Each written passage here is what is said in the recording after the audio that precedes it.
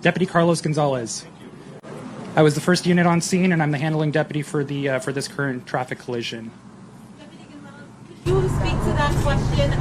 There's an LA County fire captain who says that Tiger Woods was able to stand as they assisted him out of the vehicle. Is there any truth to the idea that he was able to stand? Unfortunately, Mr. Woods was not able to stand under his own power. Our partners at LA County Fire were able to extricate him from the vehicle, and they put him onto a backboard.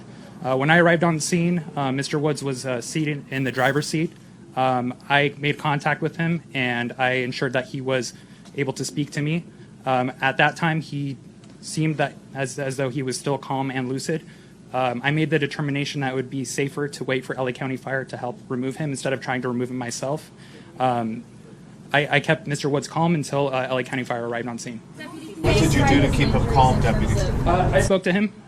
I asked. Conversation. Can you share it with us, please? I asked him what his name was. He told me his name was Tiger, and at that moment I immediately recognized him. I asked him if he knew where he was, what time of day, just to make sure he was oriented.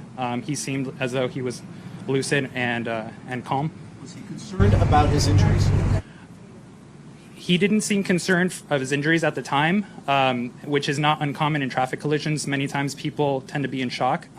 It's a traumatic experience, so it's not uncommon for people to be focused on unimportant things, or even if they are in pain, they might not feel it until much later. If that specific stretch of roadway is one of our trouble spots, our locals in Rancho Palos Verdes and Rolling Hills Estates know that it's a hot spot for traffic collisions as well as speed.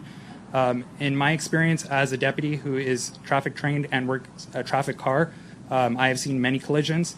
The nature of his vehicle, the fact that he was wearing a seatbelt, I would say that it greatly increased the likelihood that it saved his life. PNC Bank, helping to make banking easier.